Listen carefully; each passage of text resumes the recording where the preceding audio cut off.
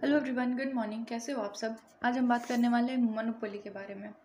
तो खुश होकर के पढ़ाई करना, सब कुछ समझ आएगा। Be happy and B smiling, always smiling. Okay, start करते हैं। मोनोपोली क्या होती है? मोनोपोली में सिंगल प्रोड्यूसर्स होते हैं। मार्केट की कुछ फॉर्म्स होती हैं, मोनोपोली, डियोपोली, ओलिगोपोली। तो हम उसमें से मोनोपोली पढ़ने वाले हैं। और मोनोपोली में क्या होता है? सिंगल सेलर होता है। प्रोड्यूसर सिंगल सेलर सिर्फ होता है, प्रोड्यूसर्स बहुत सारे से हो सकते हैं, तो इससे कंफ्यूज नहीं होना है। सिंगल सेलर होता है। सिंगल सेलर इसको क्यों कहते हैं? क्योंकि वो पर्टिकुलर जो सेलर है वो ही सब कुछ सेट करता है। प्राइस कितना होना चाहिए, डिमांड कितनी है, तो उसके अकॉर्डिंग क्वांटिटी कितनी रखनी है किसी चीज़ की, ये सब कुछ सेलर डिसाइड करता है। और वो एक ही सेलर होता है। प्रोड्यूसर्स बहुत सारे से हो सकते हैं, ठीक है, फॉर्म्स बहुत सारे से हो सकते हैं, लेकिन जो प्राइस सेटर है वो सिंगल ही होगा, ठीक है। मोनोपोली की एक खास बात होती है, ये मोनोपोली रहता है, मतलब वो सस्टेन करता है मोनोपोली। वो उसकी एक मेन वजह है कि उसका कोई सब्सटीट्यूट ही नहीं होता है। उस प्रोडक्ट का कोई सब्सटीट्यूट ही नहीं होता है, उसका कोई सब्सटीट्यूट नहीं होता है।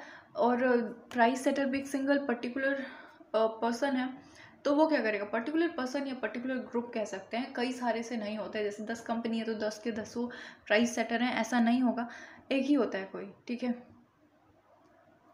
और सब्सटीट्यूट भी वो कोई सब्सटीट्यूट है ही नहीं।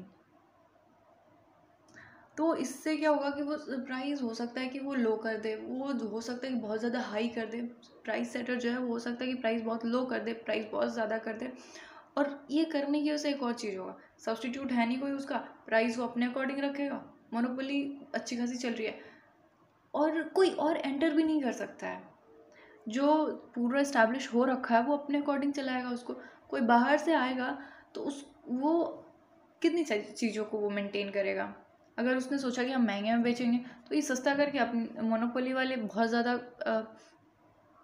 डिमांड बढ़ा देंगे अपने प्रोडक्ट की, मतलब उस प्रोडक्ट का प्राइस बिल्कुल कम करके, ठीक है। तो ये कुछ कैरेक्टरिस्टिक्स हैं और हम आगे देखने वाले हैं। और एक और चीज़ होती है इसकी कि ये सबके लिए सेम प्राइस हो सकता है रखें, और इनकी मर्जी हो सकता है कि ना रखें, क्योंकि ये टोटली प्राइस सेटर होते हैं, ठीक है, खुद प्राइस सेट करते हैं। मोनोपोली के क्रिएट होने के पीछे रीज़न और क्या क्या है, ठीक है। एक तो रॉ मटेरियल, वो स्ट्रैटेजिकली रॉ मटेरियल को ओन करते हैं। हो सकता है कि जो रॉ मटेरियल वाली जगह है या रॉ मटेरियल है उसको पूरा ओन कर ले, उसको खरीद लें, उसको ऑक्यूपाई कर ले, ठीक है। ये स्किल्ड होते हैं। इनको टेक्निक्स ऑफ प्रोडक्शन के बारे में पता होता है, नॉलेज होता है, एक्सक्लूसिव नॉलेज होता है ऑफ टेक्निक्स ऑफ प्रोडक्शन।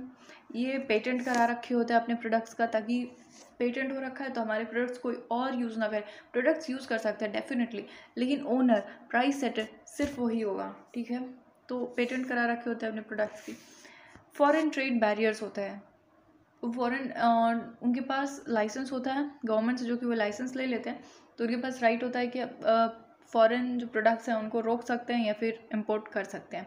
तो वो इम्पोज करते हैं बैरियर, इंपोर्ट कोटा लगाना, इंपोर्ट टैरिफ लगाना। तो उसकी वजह से क्या होता है कि बाहर से प्रोडक्ट्स नहीं आ रहे हैं, कोई और कॉम्पिटिटर अपना रखते ही नहीं है वो लोग, ठीक है। बाहर से प्रोडक्ट आया, हो सकता है कि लोग वो सस्ता हो या कुछ भी हो, लोग उसके पीछे अट्रैक्ट हो रहे हो, उनको चेंज मिला हो, तो हो सकता है उसकी वजह से, लेकिन वो किसी और को हानि ही नहीं देता है। तो जो प्रोड्यूसर है, प्रोड्यूसर नहीं कह सकते, जो सेलर है उसके पास वो राइट होती है कि वो सेट कर सकता है सब कुछ, ठीक है। Exhibit IRS, increasing returns to scale. Increasing returns to scale, जो मोनोपोलिस्ट होते हैं, जो उनकी कंपनी पूरी सेट हो रखी होती है, तो अब वो कॉस्ट उनकी ना कम आएगी, प्रोडक्शन ज़्यादा से ज़्यादा कर लेंगे। इसी को हम इंक्रीजिंग रिटर्न्स टू स्केल कहते हैं। आप अगर आपको ये डिटेल में जानना है तो पीछे और वीडियोस हैं उसमें देख सकते हो, इस चैनल पे वीडियो है इसकी। Increasing returns to scale, decreasing returns to scale, constant return to scale, इस सब की है, देखना आप, ठीक है। प्रैक्टिस लिमिट प्राइसिंग, अभी हमने बात करी कि उनके अकॉर्डिंग होता है, प्राइस को बहुत ज़्यादा हाई कर देंगे, प्राइस को बहुत ज़्यादा लो कर सकते हैं, ताकि कोई और सेलर जो है वो फॉर्म में एंटर ना कर पाए, ठीक है। वो मेक श्योर करते हैं कि कोई और सेलर फॉर्म में एंटर ना करे, उनका मोनोपोली बना रहे। और वन सेलर होता है, बहुत सारे प्रोड्यूसर्स होता है, ये हमने देख ही लिया है। इसके बहुत सारे बेनिफिट्स भी हैं और नुकसान भी हैं। नुकसान तो पहले हम ये कह सकते हैं कि वो पूरा मार्केट को डोमिनेट करते हैं। हो सकता है कि वो आर्टिफिशियल स्कैसिटीज़ क्रिएट कर दें कि हमारे पास है ही नहीं, प्रोडक्ट है ही नहीं, क्योंकि वो मोनोपोली में है। ठीक है, इन प्रोड्यूसर्स बहुत सारे हो सकते हैं लेकिन सेलर सिर्फ एक है। ये पिक्चर से समझ आ रही होंगी चीज़ें। बिल्कुल आर्टिफिशियल स्कैसिटी क्रिएट कर दिया ताकि लोगों का डिमांड बढ़े, और वो ज़्यादा से ज़्यादा प्राइस में बेच सके चीज़ों को, सेल कर सके चीज़ों को। ठीक है, और इसकी वजह से दूसरा चीज़ भी होगा कि कोई और जो सेलर है वो नहीं आ सकता है। ठीक है, क्योंकि ये अपने अकॉर्डिंग सारी चीज़ें रखते हैं।